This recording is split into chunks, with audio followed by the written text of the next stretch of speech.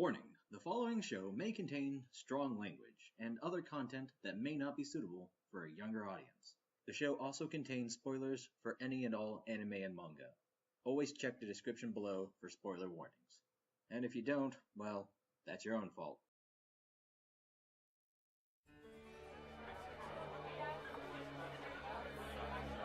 Imagine, if you will, you are at a wedding.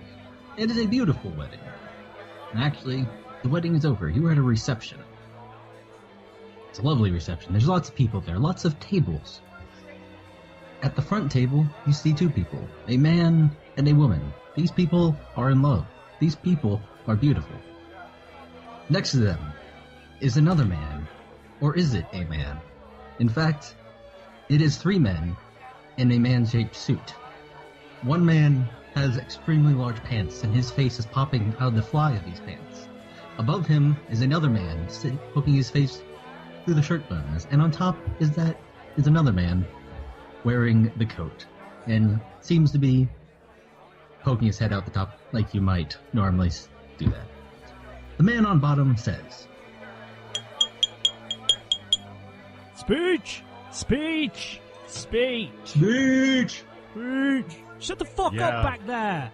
No. Let him speak! Thank you, motherfuckers. Rude ass American people.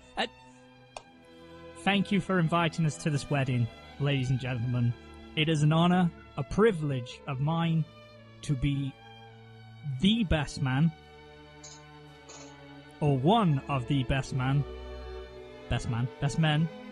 Oh, it's the best man. We're the best man. Don't break a cover, you freaking dork. I am the best man of our dear friend and brother, Narebons.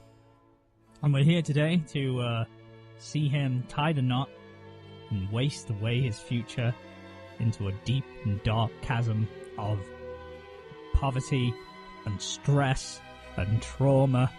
And why did she leave me? Why did the man with his face poking out of the fly of the pants begins to break down and cry, and your attention he's thinking about Noisy again. Why did Noisy leave me? Your attention moves to the man with his face out of the shirt buttons. All right, getting married is cool. This guy's getting married. That's cool. It is a short but a poignant speech, and finally, your attention moves to the man on top, who has been looking very awkward this whole time while his crotch and belly button seem to speak at you instead of him.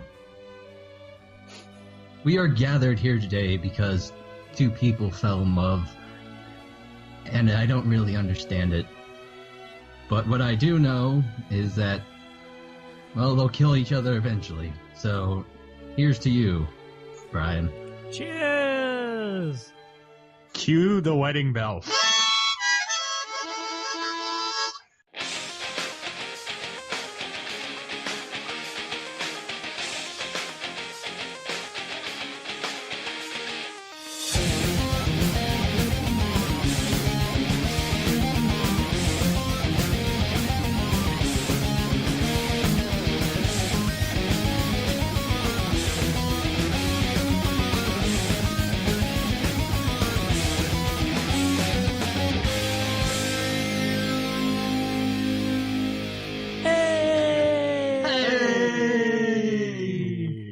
That was our tribute best to our marriage. Happy marriage. Tribute to our bestest, greatest buddy, Narebons, and salutations and congratulations on his marriage and tying the knot last week. Yay! And to Yay. Did that. Yeah. This has been a guided meditation. It has. That was enjoyable. I like being in character. Only we didn't have a joke in there. Best men speak. Hang on. Let's rewind and we'll add this joke in, because best men speeches always have to have some kind of joke. Hey, that speech lasted longer than Brian does in bed. Ha ha! Because you would know, because you saw him at the hotel that one time. Those videotapes we will release when we get 100 subscribers. Woo woo! Yeah, we got some after hours stuff. Too hot for TV, too hot for YouTube. We'll put that somewhere. Yeah. Illegal. Not illegal. Somewhere. Check out our Pornhub profile for all the saucy details. We need 100 subscribers first before we can release this cowboy footage. Cowboy Nerd does Dallas. Yeah, let's see how that goes. Anyway, speaking of footage and all kinds of shit, we have a hell of a show for you today. It is episode I hope so. 93. My name is Simon, better known as Vacant, and to my virtual left, you've already heard him. He is the chest face of the best man. It is Manimal. I guess I don't get to wear the pants, but whatever, I'll just deal with it. It's a Manimal here ready to jam and yam and do things which are equivalent to that. Ooh. Well, I was the crotch. I was the first one that spoke. Yeah, you were the one who's wearing the pants. I was Coryn's crotch. The question is, are beets equivalent to yams? Only yams are equivalent to yams. Nothing else is as good as yams. Mm-hmm. Just different yams. Yeah, pretty much. Good to know. Good to know. Some yams are bigger than others. Hey, it's not the size that counts. It's how much you eat of them. I mean, it kind of counts. Yeah, they kind of do. And of course, the head, and the wonderful narrator of our little tale there, it was Coryn. Hi guys, how y'all doing? Yeah, it's very hot in Kansas now. I have a beer. It's okay. It's okay. It's all right. I really tried hard not to answer that question. How y'all doing? Yeah, I'm good. Cheers. Thanks. Yeah, all good. All good. But how are you? How are you doing, Simon? How are you? Me? Oh, fuck it. Let's get right into the weeks. Am doing. Wait. Whoa, what? I want to do the best albums of '93 first. Sorry. Oh no. Go. The floor is yours, Manimal. Did you know that we gotta do? You should have started that in the wedding speech. That would have been great.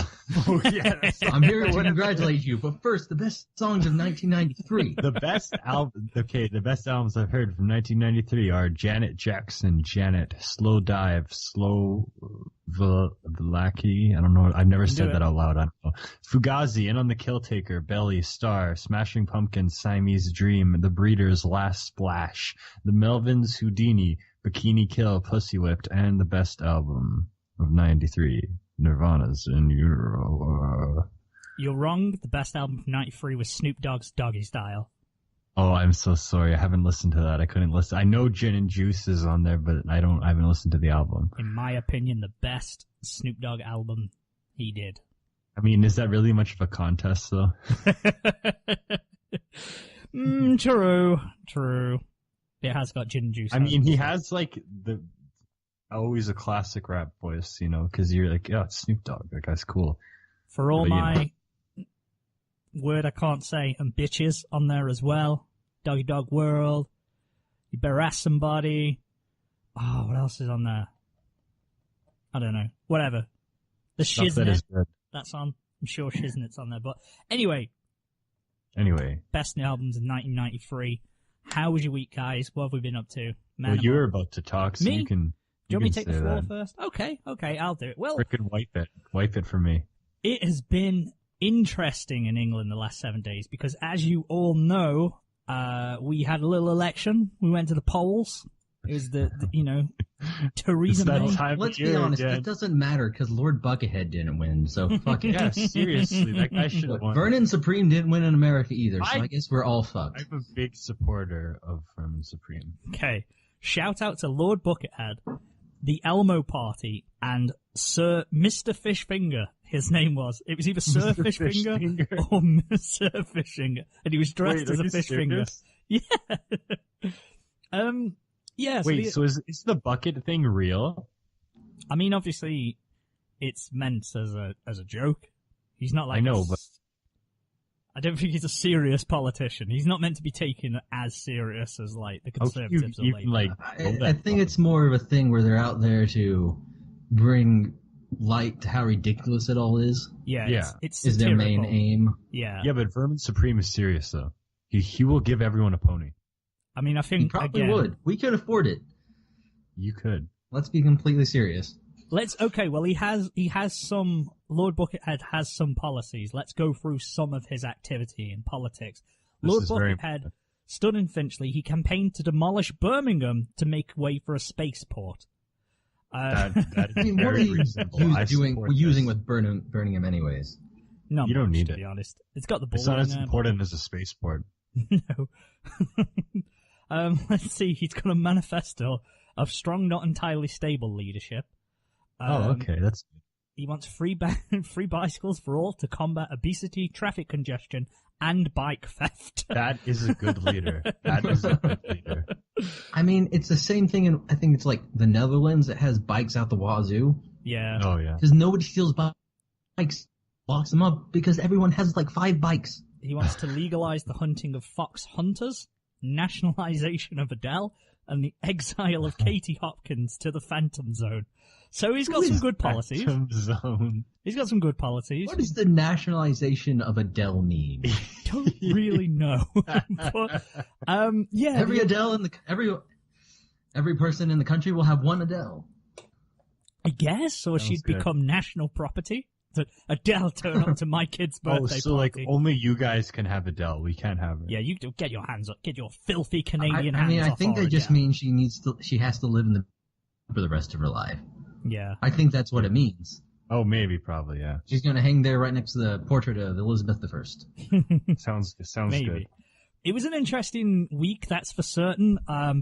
It's really weird here right now because basically the plan to get a bigger majority backfired spectacularly.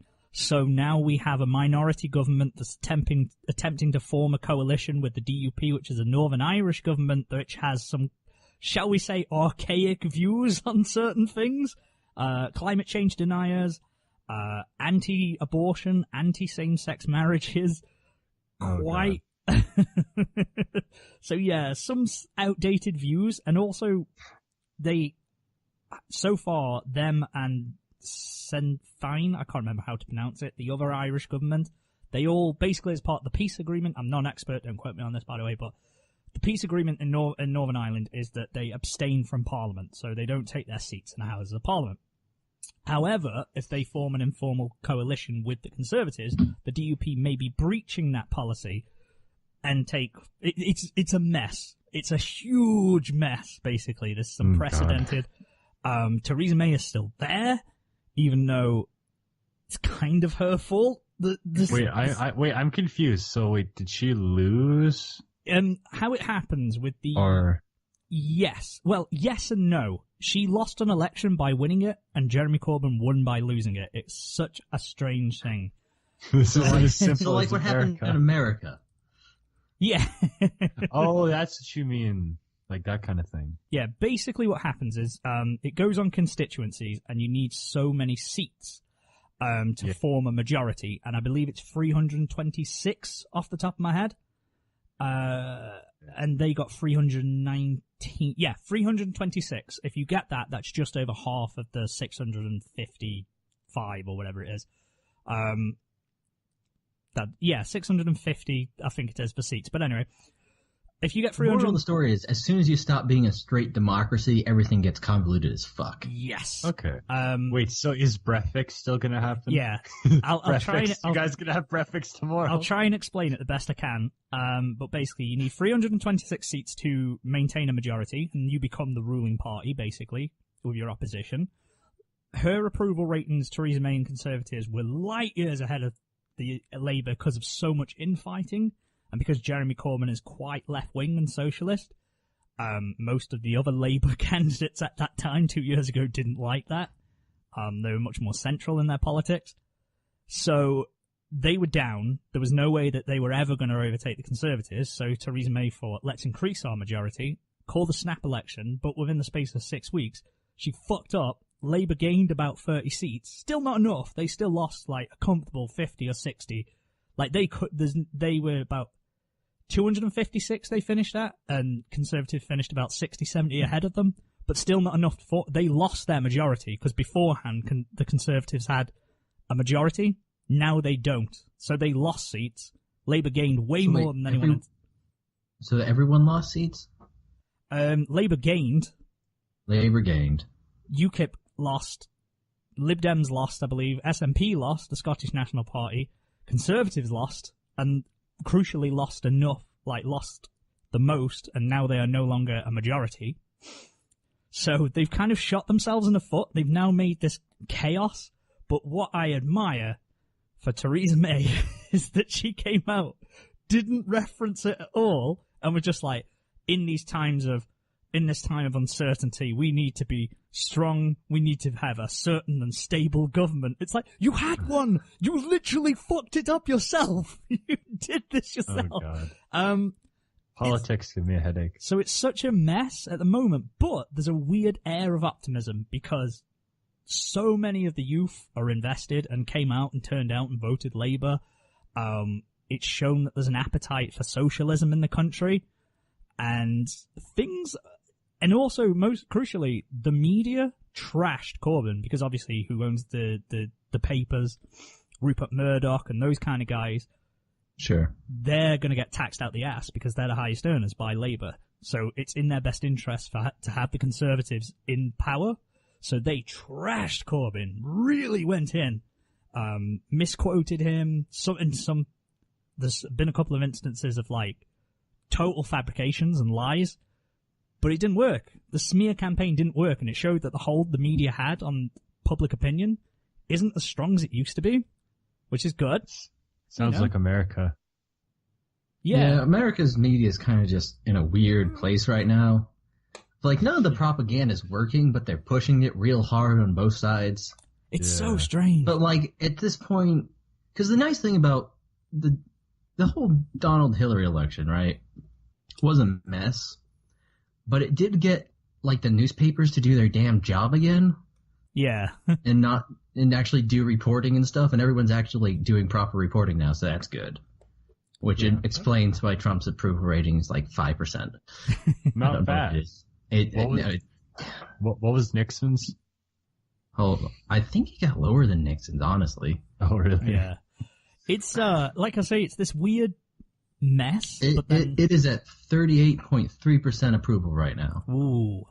Oh. It's been on a steady downhill climb basically since he took office. And it only started at, 47's okay. 50-50. But it's not, I guess it's technically projected to go up right now, but we'll see how that goes. Yeah. He's just shooting himself in the foot, like with the Paris thing, not to get too into it. But it's basically, we're going to make this more fair on America, but the Paris Agreement literally says we can do it however we goddamn want to. It's like, it's up to us. We can take the test home, it's a take-home test that we grade ourselves. Oh, yeah, that Paris thing just gave me a headache. Yeah, sorry for making it all political. I'm sorry to That's all right, we gotta get the talk. Let's get away from politics before we go in a rabbit hole that we can't escape from. Let's talk about my dick. One little point. All right. Little point, just before we move on. No, just before we move, just one last final point I just want to put. I'm not really, I don't have that like, I'm so proud to be from where I'm from, that kind of nationalistic view. I'm sort of just, yeah, it's cool, the country I'm in, whatever. So I don't often feel real pride in my country or anything like, because it's just by the by, it's not anything I achieved. But I did on election night when I thought only in Britain and only in the UK would it be where the Prime Minister, because she still has to gain the majority, she has to win her constituency, so her local area, she has to win whatever she's represented. Only in the UK could the Prime Minister, the person in charge, have to stand against someone such as the Elmo Party and Lord Buckethead, have it read by someone in a very serious tone, and have them share the same stage. And it was so bizarre just watching it. Like, she's the most powerful person in the country, technically. And she's just there on the stage with Lord Buckethead and Elmo from the Elmo Party. One, like, the woman who had to do, like, the speaker had to just, not be fazed by it, totally serious. Lord Buckethead of the blah, blah, blah, blah, blah party, 193 votes. Oh my god, it's actually a guy in an Elmo suit. Yeah, the Elmo Party was a dude in an Elmo suit. That's all it was. You kidding? He got a vote. I think he got like 2 or 3 votes. He got a vote. He got somebody voted wise. Maybe he voted for himself. I just love that happened. And it was treated with total, like, she has to just, not say, "Go fuck off the stage, mate. Don't be an idiot." He's wearing like a suit in this picture. It was brilliant. But yeah, that's all. Moving swiftly on. Give me back Elmo. In brief, what have I done this week? Not a lot because I've been working and I've missed a few events. Unfortunately, I've missed a good night out with a lot of guys that I need to catch up on desperately, or catch up with rather. I also missed a friend's wedding, not theirs. Someone I work with. Although I was quite lucky because I got the venue wrong. So someone messaged me and goes, "What's the venue?" Told them the venue. They turned up, wrong place, missed the wedding entirely. So, oops, Nice. Sorry. Turns out the night's party, the reception, was taking place somewhere else. So, never mind. That was a bit awkward, but whatever. I am knee deep in writing. I've been doing a lot of writing this week. Fan fiction. It's fan fiction. It's Persona 5 fan fiction. That's what we've been doing. How'd that going? It's actually going well. It's getting me motivated. I've always said, write what you're motivated to do. It's better to write something than nothing at all. Although it is vastly spiraling out of control, I have an inability to write something short because I keep adding stuff to it. And I'm really trying hard to keep it small, contained. Are you going to post it? Maybe. Yeah. Fuck it. I will. I'll post something. It's alright. It probably doesn't have KFC in it. It doesn't have KFC in it, so. Okay. It might do. Then. I could put some KFC in there. But yeah, I mean, if you set it around Christmas, it basically has to have KFC in Japan. It's not set in Japan. This is the thing. It's not set in Japan. No. Because I was going to set it in Japan, but then I was like, fuck So where'd it. you set it? In a fictional town in England. Good job. Because I thought, fuck it, let's just do it there. Let's do it. It's a fan fiction. It's supposed to be different. If I put it in Japan, I'd have to do a lot more research, and I just want to write. So I did that. And I don't want to be too otaku and weeb about it, even though I'm writing says the man writing fan fiction about Persona 5. I don't want to be too, otaku about it. Sell it in Japan. I'm going to sell it in England instead. Yeah, that makes it advanced. Yeah, it'll be cool. The Your main character, localization. Sean Hand. He's going to be pretty good. Sean Hand. He's actually the most attractive, bravest, and strongest person that you've ever met. This is really fiction. All the ladies love this guy. It's just how it is, Kirito can eat his heart out. He ain't got anything on Han-san, so He ain't half as good as Sean Han. he ain't got nothing. Can't hold a candle to him. He can't hold a flame to him, let alone a fucking candle. Never mind the freaking whole production. Fuck you. Anyway, you guys, because I've rambled on way too long, tell me something, inform me, enlighten me about your gorgeous, wonderful weeks. I did something, or whatever. Okay, so first we had Katy Perry's new album, Witness, came out on Friday, and it's like 2 stars, 1.5 stars at most. Ooh. It's really, okay, it's maybe not as bad as I thought it would be, but it's not good. It was, first of all, it was promoted terribly. The promotion was a disaster. The whole cycle was a disaster. Like, it was, oh my God, like Katy was just spiraling out of control there. Mm-hmm. And cause she's like, this is going to be a political, purposeful album, but it's a breakup album. It's a life crisis kind of album, There's like 2 songs that are political, Chained to the Rhythm and Bigger Than Me. That's it, So the whole promotion for this album was just totally wrong. Wait, Chained to the Rhythm is political? Technically, it's supposed to be like a statement on the world or whatever. Yeah. It was an attempt. I guess I'll have to listen. I'll be honest, I haven't really paid attention to the lyrics much, but it's a weak attempt. Yeah. It's definitely her worst album, obviously. Again, her first album was good. It was really good. I love it because it had a band. I mean, obviously she's going to change the sound because, again, she changes with the times, you know. And this album just has all the typical electro-pop stuff, and it's not very interesting. And she doesn't sound good on this album either. Like, her performances don't do it for me. I don't know. It's what I expected, I guess, in a way, that it wasn't great. But, it's Katy. What are you going to do at this point? Yeah. The new record store opened here, and I already got freaking 8 new albums because, my God, they have so much stuff. Because, like I said before, HMV closed, which was the big CD place here. And they got the new record store, Sunrise, which actually has a huge selection of vinyl. See, they're targeting all kinds of like niche stuff. So the people who would go out and buy freaking Meet the Residents and stuff like that, you know, all these weirdo albums, and they have like whole discographies there and stuff. So it's like, I take all my money, please. It's like, no, I can't, because like I literally could have bought over 100 albums. There was that much I wanted, you know. You got to slow down. You got to slow down on that. Really got to pace it. And then I watched Wonder Woman, and it was a good movie. Oh, you know, yeah, actually, that came out. Yeah. I saw about 5 minutes of Wonder Woman because I was, this is going to sound bad. I was snooping around the back of a movie theater while waiting to see Pirates of the Caribbean. Okay. Yeah. Because I designed that particular auditorium, and I was there with some work buddies. Oh my god, you actually went to somewhere you designed. That's incredible. That's so cool. we all decided to go out and see a movie at this theater we'd done a bunch of auditoriums at, so we were all kind of walking through the back, and we had like manager's permission or anything, so it wasn't that weird, but still. I just want to. I mean, it's just a movie theater. I want to edit that clip just so it says. So I was snooping around the back of a movie theater. Please don't. Waiting for pirates. You're waiting for pirates to show up. But Waiting for it pirates. was a good movie actually because it was focused and it just had one hero. And like the original Superman, it's just based on her being cool, you know. And there are a lot of like really incredible sequences in this film that was like, okay, that's cool things. That's cool things. That's cool things. Those are cool things. That's cool. I've heard it really good. It was really good, and really enjoyable. It looked well shot for the few minutes I saw. Of course, I was also seeing it in 3D without 3D glasses. God. So it was very hard to look at, but.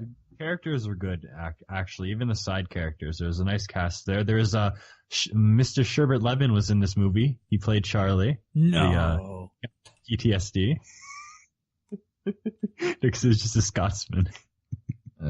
Anthony, you are now every Scotsman ever. He even wore a kilt. Well, how else do you know if he's Scottish? Yeah. And I was like, oh my god, Sherbert's in this movie. See, the thing is, a lot of people won't know just based on the accent. Yeah. Wait, okay. Yeah, anyways, Wonder Woman is a good film. But real talk, what is the difference between Scotland and Ireland? They are entirely different places with different cultures. Whoa. Yeah, but in my mind, they're the same. Yeah, I mean, they were like, okay, you have to think about this, right? They are very geographically very close to each other, but they've also existed since a time when that meant a lot more than it does today. Yeah. Right? Because, like, even the Romans who conquered, like, all of Europe, for the longest time looked at Britain and thought, oh, that's the edge of the world. It's just a foggy little spit of land where nobody lives. It's terrifying, full of demons and monsters. And we're not going to go there. And it's only, 30 miles away from France? Yeah. Those monsters were drunk Scots. Okay. I guess, Irish people don't quite have, like, the accent. Or do they? They have an accent. It's just an Irish accent. They have an Irish accent. I'm so stupid. Oh my God. It's like saying Canada and America are the same. I guess so. I'm so dumb. I don't know anything. I mean, there's certain similarities because they came from similar areas of the world and they had similar, very ancient histories. But there's differences.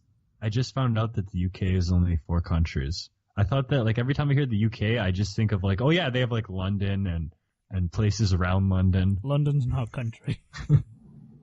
I know, but I know it's not a country, but I'm like, what's the difference between Britain and London? I don't know. Are they British and it's all?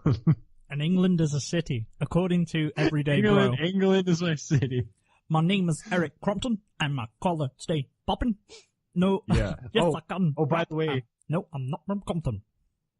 We got to make the joke before it's too late. It was already too late. This episode is presented in 4K like nothing you've ever witnessed. Now the joke's already too old. But anyway, yeah, for some reason I was surprised with this because I guess I didn't know geography very well. Yeah, England, Wales, Scotland.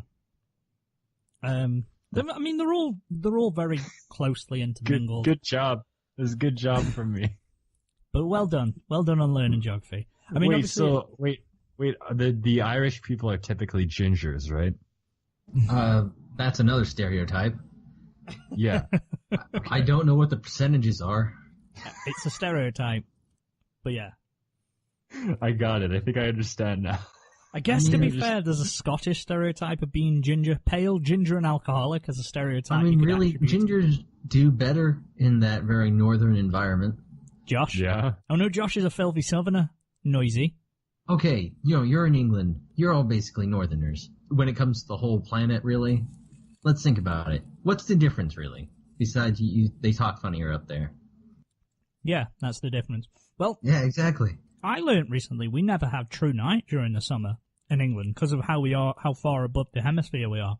Yeah, England is so far north. The only reason the whole place is inhabitable because of the currents in the Atlantic. God bless the Atlantic for providing shit to us. God bless the Atlantic. Thanks, This Atlantic. episode, we praise the Atlantic. Sponsored by the Atlantic Ocean, ladies and gentlemen. Make sure you check it out. Don't put bags in it. Thanks, guys. I really appreciate the support. I'm the ocean. Oh, Wow, we have the ocean on this episode. I've always wanted to review an ocean. How are you, Frank? Coryn, how was your week? Pretty uneventful. I played some Neo. That was fun. Mm-hmm. I did something I'd never done before. I played video games online with Brian, which was always impossible because we always had our video game consoles on the same TV for the last 6 years. And that's probably weird, isn't it? It was a little different. It really was. Yeah. And other than that, today I committed a crime. Good job. I committed GTO, Grand Theft Orange. No, you stole an orange from a grocery store. I stole an orange, not on purpose. I usually buy 4 oranges a week because they cover lunch at my office on Wednesdays. So I buy 4 oranges, Monday, Tuesday, Thursday, Friday. And today I picked up 5 because they were looking good. And I forgot about it when I typed it in. It was all muscle memory, so I walked out there with 5 oranges, and I only paid for... It was a whole 80 cents. I cannot... Right, I cannot do an episode with a criminal. No, we can't. You are off the show. I cannot support a criminal. In good consciousness, I can no longer continue. That orange needs to be justice for... Right, let's get a hashtag trending. Justice for oranges right now. Justice for oranges. Kansas is about to go into a great amount of debt because people are stealing goddamn oranges. It's in a state of emergency. They're going to catch you. They're going to get you for that. What I took away from that is that lunch is covered. Your work buys you lunch on the Wednesday? Yeah, we all get together in the big conference room and we talk about, changes to the energy code or how to use that one spreadsheet nobody else in the office actually uses. That's good. Oh my god, Excel powers in any office environment is like god tier levels. Like, a guy started here at my job about a year ago who knew how to make like automated shift rotors in Excel. And he's like, it's like no one has ever thought of it. It's like he's, like you say, that he's a hacker, an expert hacker. He's got god level powers with Excel. I want to learn myself how to use Excel properly, but no. It's like, I understand that because we have AutoCAD and we have all these little like commands, short commands that are built in. So like if we want one that draws a duct or whatever, they're all up there on the little toolbars. The problem is the head of our office programmed all of those like 15 years ago in a really early version of AutoCAD. So now like half of them work and they all do weird things that you don't want them to anymore and it'd be a complete mess. And if anything ever goes wrong, he's the one you gotta talk to. It's like they just hold all the power. It's like if they ever didn't turn up or suddenly disappeared, we'd be fucked. I mean, it's even worse with the database. Like if you can't put your time in, if he's not in the office that day, you're fucked. Yeah. It's like everyone just email HR and let her know we're not getting your timesheet in because you can't, and Kurt's not here today. Oh, God bless Kurt. This program's also sponsored by Kurt.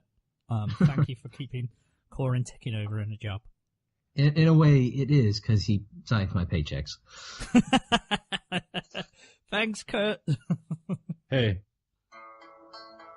Yeah? Stop it. Stop it.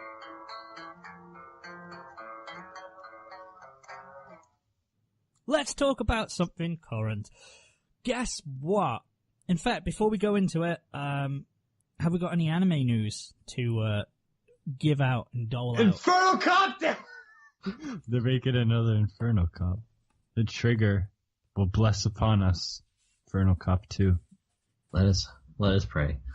I'm grateful for Trigger for existing, and now they're making Infernal Cop 2. That's amazing. As we all know, the original is a masterpiece, a true masterwork. And there's going to be another. Bam. Yeah. I should probably watch it at some point. Yeah, man, it's actually incredible. It's actually really hilarious. It's again the whole typical, well, not typical, but the lo-fi, no effort style. It's amazing. I mean, I get it. I watched all of not Ninja Scroll. What was the ninja one? It wasn't. Oh no. Pretty sure that's what it was called. Ninja Scroll was a movie. Ninja Scroll. Oh, I know what you're talking about, but yeah. Ninja Slayer. I watched all of Ninja Slayer. Very much the same animation. That was the one. But yes, that was the one. I need to watch Inferno Cop at some point. And what was the other Trigger one I missed? Starts with an N. A couple seasons ago. No, I watched Luluco. It was a spring season. Oh, I know what you mean. Kisniver. I never got around to watching Kisniver. Kisniver is okay. It was okay. Yeah. I wouldn't go on. The problem is now we have a Trigger multiverse. Yeah, that's so I feel like I probably should watch Kisniver for the future shows that will be real good, that will reference Kisniver somehow. Somehow, but some way. Freaking Infernal Cop 2. That's great. Yeah. Bleach news, follow-up antagonist for the novel. Tite Kubo's drawn them, and God, he's such a good artist. Do you have a link? I haven't seen this yet. I love Tite Kubo's style so much. Is there a background? No. It's just a character sketch. It's like concept. Well, not concept art, but there is a funny thing in this link.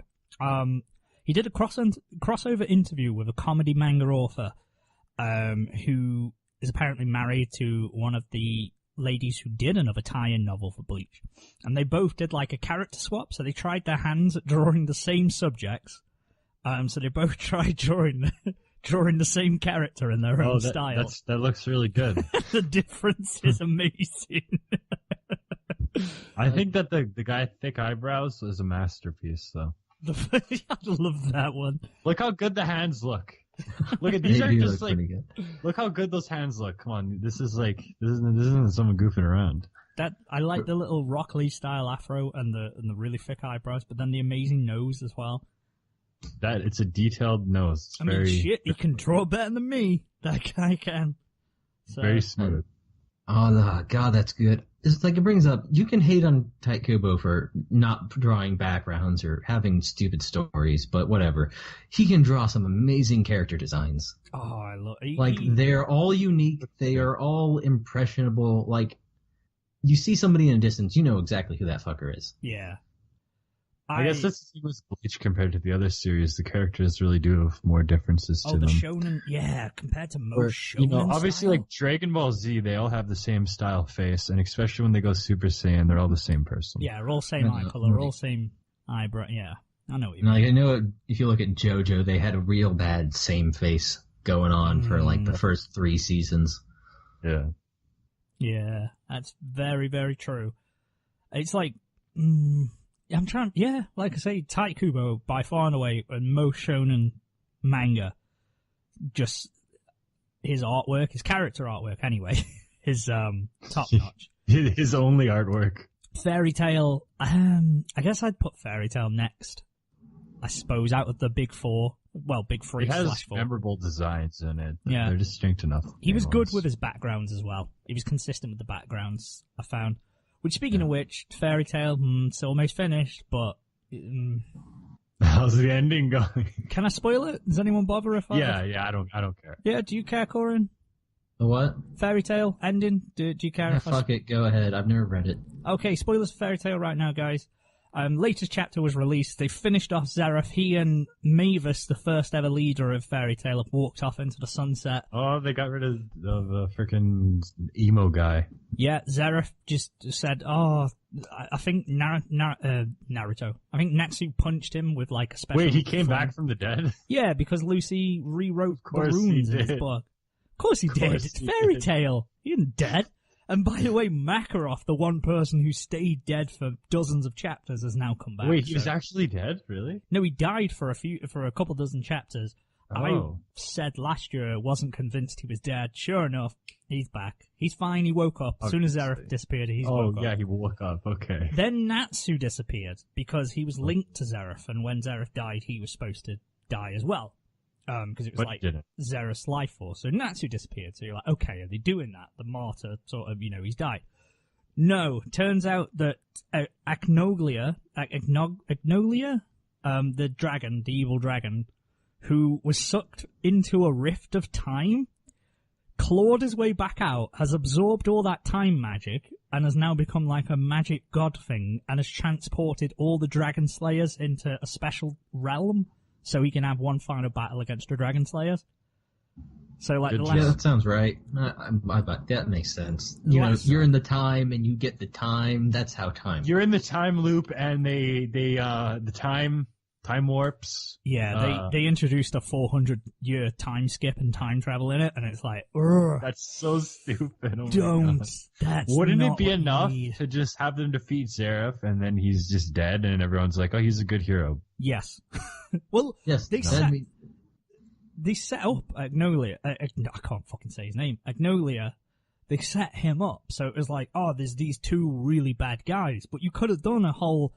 They take down Agnolia because Zareth couldn't kill him either. Like, Zareth was afraid of him because it was the only thing that he couldn't kill, and the only thing that he felt like could possibly kill him. I think it was. So it was almost setting off like a badass battle between those two, which would have been cool. But then they could have had Zareth like sort of manipulate the heroes to defeat Agnolia, and then obviously he could swoop in and have a final battle with them. That's how I thought it would have gone, but they didn't do that. Yeah, good job. It's almost over. Whatever. I think it's got a bit meh at the end. The sort of just sounds like it. But it's been going for 500 odd chapters, so they do tend to run out of steam. That's the problem with these long-running series. This is why I really don't want to write a long story, because I'm like, you just run out of gas after a while. Well, of course. Like, there's only so much you can do, especially, like, how much are you going to keep revving up your battles? You already had Master Hades. The next arc, it wasn't even half as good as that. It doesn't... Yeah, the tournament was fun, but yeah. The tournament was good, but Master Hades was the absolute pinnacle, because it was, like, the grand fight. And then it was just like, yeah, they're just battling people randomly. It's cool, I guess, but, Yeah, the Hades arc was because that's escalation done right. Like I said, it was one of the best things I've seen in anything. Actually, like it was actually amazing because it made sense. Like the ranking of the first arc was just another rival guild, then the Dark Guild that they fought. They were building up to that. Yeah. It was like, oh, this is the Unholy Alliance or whatever. Arasi and Sasis were the weakest. They fought them. But then Grimoire Heart were the strongest. And it was like, oh shit, they've never fought anything as strong as that. And then after that... and then they all had to work together, and it was cool. Yeah. I guess that's the thing. We go back to a lot, but the problem of escalation of powers and peril in Shonen, you sort of... It gets to a limit, and you hit that glass ceiling, and then it's like, where can we go from here? And you have to start of... Like I said with Dragon Ball Super, because I just read the first volume, I haven't seen it, but they introduced the whole of the universes, so I guess that's their way of escalating it. Yeah. Like, oh yeah, Boo, he destroyed everyone. There's other worlds now, so there's other people. In fairness to Dragon Ball Z, that is, to me, the only way you could possibly escalate is to go, okay, he's the strongest in the universe. Here's some other universes. That's the only thing. You can't just have someone else come. It's like, no, I'm actually the strongest. I was just hiding in another bit of the universe. Oh, okay. Yeah, cool. like that. Yeah, that's very true. But yeah, that's fairy tale. Whatever. What else is there in anime? I felt like I had a news article, but I can't remember. Never mind. Anything else that anyone wants to mention in terms of anime-related news? No, because all I did was watch another episode of Soccer Quest, and that's it. Because that's all that's exciting. I guess I have a small prediction. Oh, okay. Do you remember how a couple weeks ago I talked about World End, what we do at the World is End, are you busy, would you save us? Yes. I'm going to say that's going to be the best anime this season. Ooh, Why not? okay, so it's still still going places. How does it just... So the thing about this show, right, is that within the first episode, you're immediately invested in every single character you meet because they're just so goddamn likable. Mm-hmm. Like, they're so well portrayed at just being real people. And you just like them. It doesn't look like that when you look at pictures, because I'm looking at it now and I'm like, I wouldn't watch this. They have like popsicle hair. What? This is dumb. I know they have like popsicle hair, but they're so well portrayed. Everything, like, it's not like super actiony, but like there's just enough tension, and they just know how to tweak it just enough to keep you invested at all times. Okay. It's so good. That's interesting. So, it's overtaken Recreators then, in your mind? Yes, it really has. Because Recreators, well, I missed the last couple episodes, but the last time I was there, they were doing that bullshit of, oh, I know something, but I'm not going to tell you because I'm embarrassed. But basically, at this point, World End has not made any mistakes. Okay, interesting. Not yet. It's weird how, like, that was one that it doesn't look like anything. Yeah. It looks like something you skip over. It doesn't look like anything. Why would I watch this dumb thing? I like that, no. I like that. That was a diamond in the rough. It doesn't look anything special, but it really is. And it's just good story and plot and the things you're not going to catch from a PV or some stills, really. Yeah, fair enough. Because it's not action-oriented. It's all about just the characters, really. That's why all my picks for the summer season are going to be brilliant. Oh, they're going to be all good. You picked freaking gamers? I just know gamers will have the deepest characters and best comedy. Speaking of gamers, E3 happened... Well, happening right now. Woo! How good was that? Yes, 4K, you're about to witness... Shut up about 4K. Oh no, we're all excited. Is everyone excited about Project Scorpio finally got an official name? Xbox One X. Okay, who's coming up with these names? Xbox One X. Are you like freaking kidding me? Like Scorpio is like... The most annoying part about it is that Xbox One X is the acronym is Xbox. Oh my god, it's XBOX. Xbox. That's good. Xbox One X. Come on. That's really dumb. Like, you could have came up with something better. $1 billion corporation. That's the best. It just Hey, what's that? What if we add an X? There's already an Xbox One S out now. So wait, then what's the difference? You got the One S and the One X. The One S is just like the slightly more updated version. The One X is like, oh, it's a gaming PC. Yeah. Like, the S was like... So it's not like a new console, it's just like a better version. It's like the PlayStation Pro, I guess, that they're bringing out. And the S is sort of like when they did PS3 and PS3 Slim. Sort of just the modernized, a bit more updated kind of version. The X is supposed to be, 4K compatible and really powerful, and it has its own Minecraft in 4K. It has its own unique cooling system and all that kind of jazz. But anime related gaming, first of all, we'll sort of mention, I guess. Final Fantasy Dissidia MT has been the You're arcade. Such a Dissidia. Mate, I love Dissidia. You are a Dissidia. The arcade, it obviously went to arcades in Japan. It's coming to consoles in early 2018, I believe, which I'm hyped about. I really enjoyed Dissidia, and I'd like to see it on consoles. So can't wait for that. It's, for anyone who didn't know, it's a fighting game that takes the main heroes and main villains from Final Fantasy series, and you just have a fight. It's a 3D arena beat 'em up, I guess you could kind of call it, but I really enjoyed it. I like the story behind it as well. It was creative and cool. Dragon Ball Z has a new 2D beat 'em up. It looks pretty cool, but it's 2D, so it's a bit... I mean, I think it was Dragon Ball Z Burst Limit on the Game Boy Advance. That was super fun. But we mentioned before, Budokai Tenkaichi. I loved those ones because it was sort of like a 3D arena that you had to play in, and I really enjoyed that. They were on like PS2 and I think maybe Xbox. possibly 360. Not sure. But Were they on the Xbox X? It would have been Supersonic Warriors. Yeah. That was the one. It was called Dragon Ball Fighter Z. This new one is. It looked super pretty, like really, really nice. But it could be good. Could be interesting. Kingdom Hearts 3 had another trailer released. Oh, is it happening? Still, is it going on? Definitely still happening. Definitely still happening. Definitely no release date attached to that. There is no release date attached to it. But it showed Mount Olympus. Looked really good and showed a couple of characters who you would have thought were dead, such as Xemnas from the last boss of Kingdom Hearts 2 that you kill. He was in the trailer, so I don't know if he was supposed to be a flashback or a memory or something.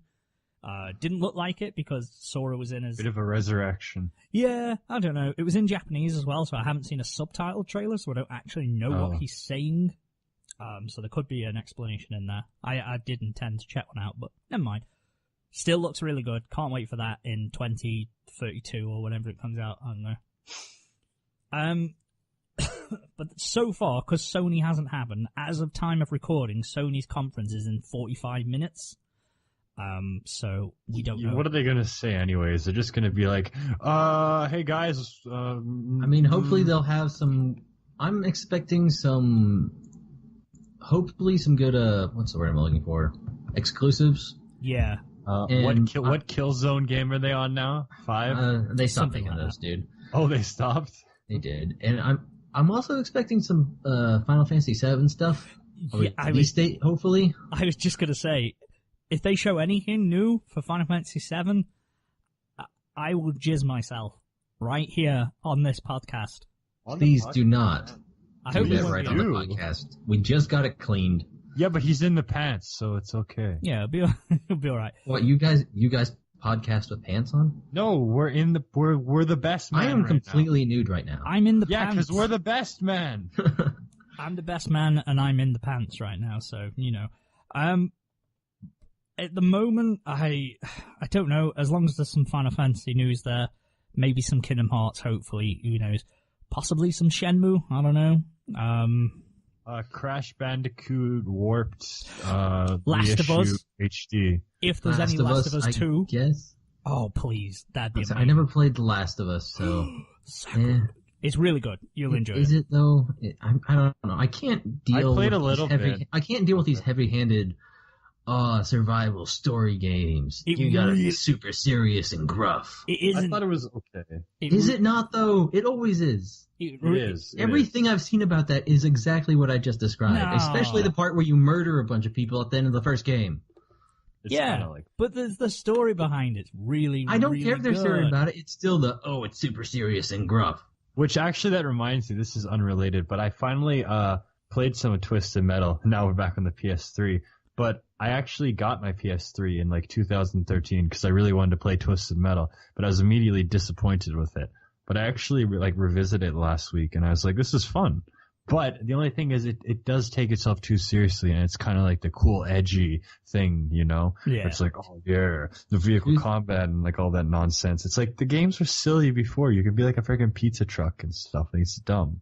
2013 was pretty high levels of edge still, though. I know, I don't like stuff like that. Even though it's fun, it's like, it actually is pretty fun, although I'm stuck on this one impossible mission that's like stupid, but yeah, it's just one of those dumb games you play. You're like, I'm driving in a fast car, blowing things up, that's cool.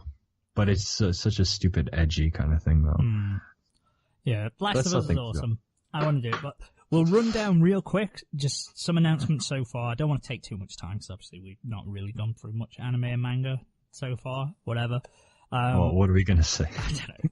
Ubisoft announced, I guess we're working in reverse chronological order. Ubisoft is the most recent conference. Miyamoto was there.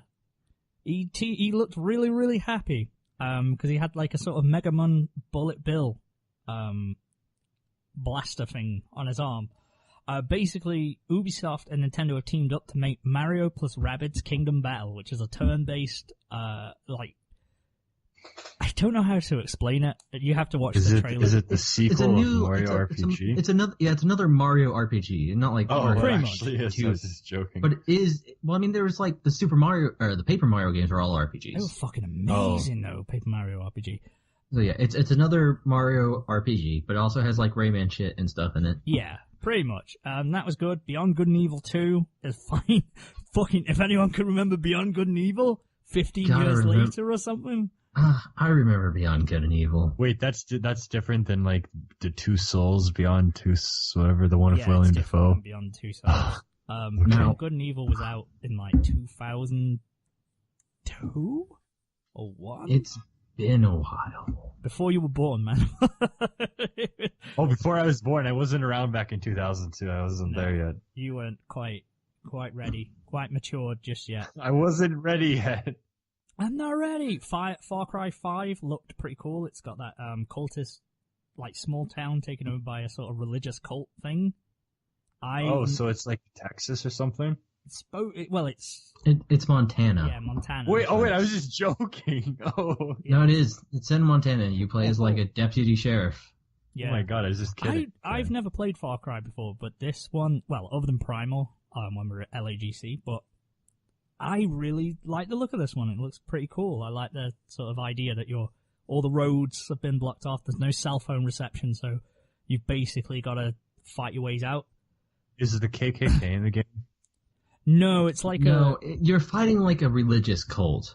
Yeah, isn't that what the KKK was? The KKK is a hate group. Yeah, but aren't they religious too? I mean, kinda. I mean, they're like, oh, we like Christian values, but only one particular kind of Christian values. Yeah. Okay.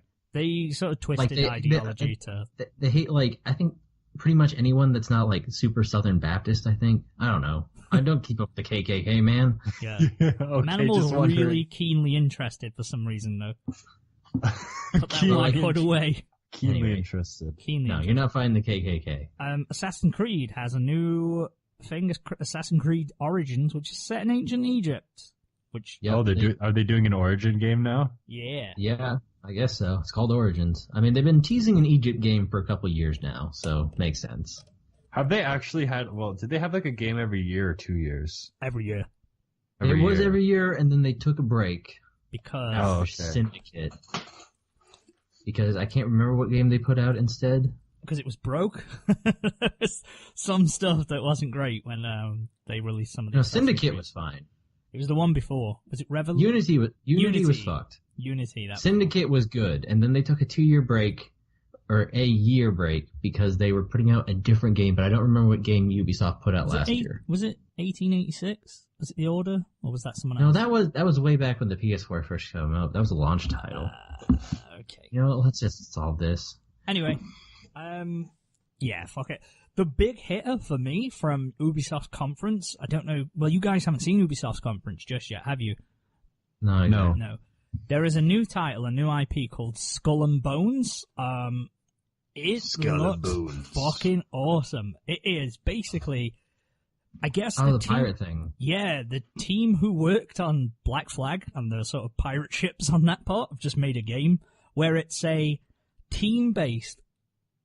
From the gameplay they showed, it was 5-on-5 team-based pirate ships like battle, basically on the open seas. That's kind of cool. It looked really good. You have like your different ship types and different missions. So you work together as a team to loot either other ships, or you'd raid other, all sorts of stuff, like collect treasure inland, and you've got to protect them and sort. It looked really interesting and a hell of a lot of fun to play. We'll see if it is, because it's not out for a while yet. I think it was like fall 2018 or something, but I signed up. That's nice. I feel like they're going to be going up against, I don't know, when is Sea of Thieves supposed to come out? I'm not too sure. I think that's another game of just, you're a pirate, be a pirate. Yeah, a lot of pirate games. I'm not complaining. That's fine. Yeah, I was going to say I'm not complaining. But, yeah, interesting. Quite a good conference from Ubisoft. I definitely recommend checking it out. Bethesda's conference, I didn't watch, I just read the highlights. Nintendo Switch is getting Skyrim, or its own version of Skyrim. Well, that was promised back in the... I really want to know if they're going to make a lot more Switches.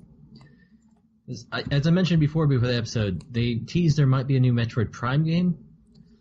Yes. Which would be fantastic.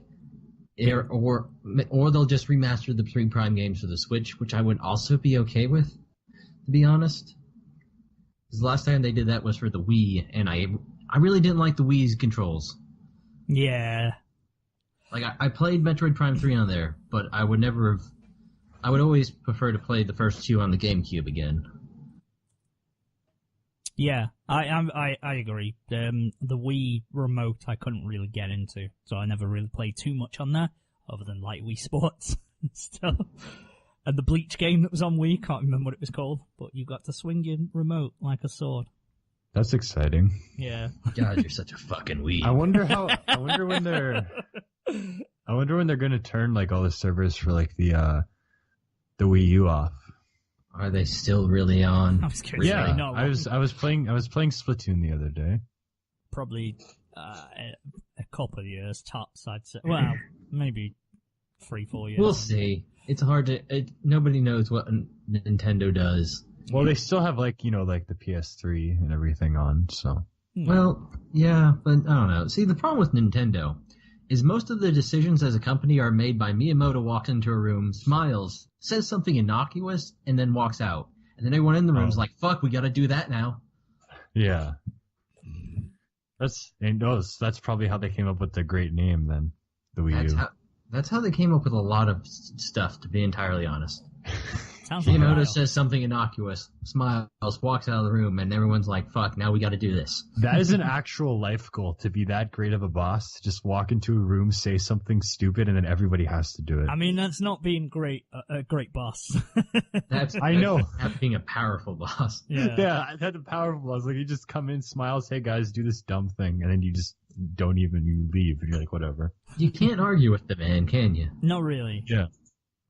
He's got a smile, but you wouldn't want to mess with him, that's for certain. But yeah, Bethesda, Skyrim to Nintendo Switch, Wolfenstein 2, there was an official trailer for that. Evil Within also had one. And Doom. Is Wolfenstein the game where it's like, is it zombie Nazis or something? Or Wolfenstein? yeah, is that what it is? There was. Wolfenstein's mostly just Nazis. Yeah. Okay. They did give the world Mecha Hitler back in the day. Yeah. That is really cool. But no, like, Wolfenstein's always like that theoretical German wonder weapon kind of stuff. Okay. It kind of took it to the extreme. They had Nazis on the moon on Wolfenstein, if I remember rightly. That's pretty cool. Yeah, I think the latest one they had Nazis on the moon. And Wolfenstein was like one of those that really... The last one was, like, you know how we've seen sort of resurgent of classic sort of FPS stylings? Yeah. Wolfenstein, the last one that came out was one of the big ones on that.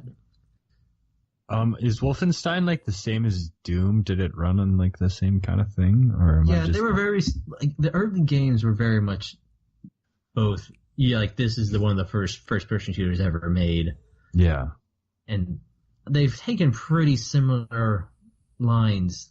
Come to think of it, they were very similar to begin with, and then they both got super dark and dumb and bad, and now they're back and good because they kind of returned to their roots and they're being a little silly about the whole thing. Are they going to make another Duke Nukem game? Probably not. Not after the last one. Not until everyone who was alive to remember Duke Nukem Forever is dead. That game, I actually did play it for a while. It was entertaining, but that was terrible. Brief entertainment. Speaking of Doom, brief entertainment is the way to describe it. Speaking of Doom and Fallout 4 are apparently getting some VR. I don't know if it's a full game or if it's like additional content for the original games or if it's just like a re-release of Fallout 4 but in VR. I mean, I feel like Doom 4 on VR would be just vomit-inducing. I don't care who you are, that game moves really VR fast. be vomit-inducing? Yeah, I agree. I wouldn't want to play Doom in VR. It'd be weird. For you people who haven't played Doom, it's a really fast-paced game. You're flying around the levels. And shit's just exploding everywhere and crazy stuff. Just how quick you turn as well on them. It'd be insane. Like, in motion. I'd be chundering. Maybe that's a VR headset that has like a little mechanical arm that extends a little vomit bucket and you can have a tactical chunder. In the future, VR games will chunder? actively punch you when chunder? you get hit. Chunder. What is that? We don't say that over here. Is that a barf bag? Barf. He means there he means go, puke. to barf. To vomit. Yeah, I got barf, man. Yeah, it's a barf bag. That's what you call Barf it. bag. Yeah. You don't like the word barf? Barf bag. It just sounds so quintessential American. Like the 90s. See, I can't. high school drama. It's a very 1990s American thing. Exactly. 'Cause honestly, I don't know anyone who says just barf, say, like- and barf, it's not a fun word to say. It's a fat I'm kid with Earl. a baseball cap backwards going, who's gonna barf? That's kind Yeah, of the image. it's very much that. That's where that word was for. That was, and now we're good. It's puke or vomit. Manimal No, it's still barf. it's chunder. I'm gonna carry on in the torch. You carry it. Speaking of which, speaking of barf inducing, Microsoft, because Halo Sony little fanboy. 6. Are Uh, they making Halo 6? no Halo. No, they're making Crackdown 3. Fucking Crackdown 3's coming. Forza 7, Anthem, which is Attack on Titan wants its idea back. Humanity lives behind Anthem walls. is not just Attack on Titan. It's also Destiny, basically. Yeah. It's Oh. you are one of the greater soldiers to have this super cool suit, and there's a big wall humanity lives in, and there's aliens out there. You don't quite know what happened, but you gotta go fight the monsters, and here are your teammates, and weird magic shit's kind of happening. It's Destiny. Yeah. Pretty much. In fact, I think they said in the conference itself, this is BioWare's answer to Destiny. And it's like, well, you're just going to reference it. I'm sure they did in the conference. Either I that thought or that it was people didn't like Destiny though. it was popular. I really like Destiny. I'm definitely getting the second one when it comes out. They seem to have fixed a lot of issues. I watched a lot of bad reviews on it. I think people didn't like the story so much. Okay. Destiny is this complicated thing, because basically, I'm not going to sugarcoat it, they sent out an unfinished game. Yeah. Like, it worked. There wasn't, like, glitchy or anything. It just wasn't all there yet. Like, it needed another the campaign, 6 months. Nothing. Like, the campaign was real short, and it wasn't super polished. There were, like, a lot of features that needed to be there that just weren't. Yeah. And over the course of Destiny's life, they really they polished that turd into a gem. They really did. Okay, that's good then. And even if you take away all the other nonsense, it was still the best feeling first person shooter I've ever played. And I know me, yeah, ever. And I love me some first person shooters. Destiny knows how to make a good first person shooter. Like, just mechanically, it was solid. Okay. And that was more than enough to keep me strung along for a year and a half, honestly. Oh yeah, they still had that for the PS3 too. Yeah. And I played it on 360. And like the story itself was still really good if you actually took the time to uncover it. Yeah. But it wasn't a hand-holdy kind of story. There's a lot of like grinding. Like read all. Well, not really. No. There was, running the raid to get like the best equipment, but it wasn't like, kill this thing to get 10 XP and then level up eventually kind of grindy. Yeah. Okay. It was mostly just RNG kind of things. Because you could only get like to the max level by getting the raid equipment. You could only do the raid once a week. Oh. So it's basically get in, run the raid, and if you don't get new equipment, you got to do it again. That sounds like a good time. I mean, it was fun. It was most of the fun was interacting with the community because they were all really cool people. Right on. Anyway, Destiny's good. I'll fight you. Well, you don't have to fight me. I never played it, so I can't judge it. I don't know the things. But yeah, I didn't see anything exciting from Microsoft's concert. From Microsoft's concert. They had so many people there performing at their concert. No, their conference. Like who opens a conference talking about a racing game? Like, come on. Racing game people, I guess. I don't know, man. I'm off the Microsoft bandwagon, so I don't have to worry about it too much. I'm off every bandwagon, but yeah. Oh, don't you tell me that. I know you. You're on a few bandwagons. I meant game-wise. Yeah. I don't know. I guess, the Love Live bandwagon is the thing, so sure. Destiny 2 looks fun. I'm really excited for Battlefront 2. I never played the first one, but Battlefront 2 I want my Star Wars campaign. Battlefront 2, I remember when I bought it new back in 2005. I can't believe they're bringing it back. Yeah, I know, right? I never actually got to play the second a Star Wars Battlefront game. I was really Really? sad. It was amazing. It was like my favorite PS2 game. You got to keep in mind, back in the day, I never had an original Xbox when it actually came out, and I never had the cash for money to buy video games. Okay, that makes sense. Didn't have any money really, so it was always, if I was going to get a game at Christmas, I was going to get the new thing that everyone was playing so I could play it with people. Oh my god, I gotta find my old, like, freaking journal I had to do in school, because I was like, what did you do over Christmas break? I was like, I got a PS2 and I played Battlefront, and then I drew a picture of me playing Battlefront 2. I eventually picked up the first one in college, and I played the shit out of that. Yeah. That's The really first one's cool because it's a Cloud City, but the second one, again, I always love to make little stories on instant action. You know, that was, and like all the places like Camino and stuff, that was really fun. Mm. Brian and I always had this joke going of, because I was always play Imperials, and I'd always just play the standard Stormtrooper. Yeah. Because I just enjoyed that play style, and sniping was impossible in that game. Oh god, was it ever? Jesus. It was bad. It was just basically the only way to play was as a standard Stormtrooper. So we always came up with the narrative of Johnny McBadass, the best goddamn Stormtrooper in the whole goddamn Empire. I mean, yeah, right? Single-handedly killed 10,000 rebels in a single battle. Like, I wonder how that game would even work on mine, because you can just plow, not plow. Oh my god. What is plow? You can plow people down. Plo Koon, who was a Jedi Knight. Oh, Plo Koon! He got stabbed. He was real cool in the Clone Wars, though. Oh, he didn't do anything in the movies, really. I had a toy of him, and I thought it was cool. Like Kit Fisto, It's a cool character design. Yeah, because he has like that weird alien face, and then again, Kit Fisto has like his hair or whatever. Tentacles thing. Basically, if you really want to care about any of those cool Jedi designs from the prequel trilogy, just watch the Clone Wars cartoon. Yeah, well, there's the one, the blue girl too, right? I don't know. The Twi'lek? The one who got killed on the mushroom planet or whatever. Yeah, the Twi'lek. Yeah, I don't actually know if she got covered that much. Oh. I just remember she was always the sexiest Jedi in the movies. I mean, yeah, this is not she was wearing nothing but leather straps. How did she get away with that? Well, you know, limited screen time and everything. I guess.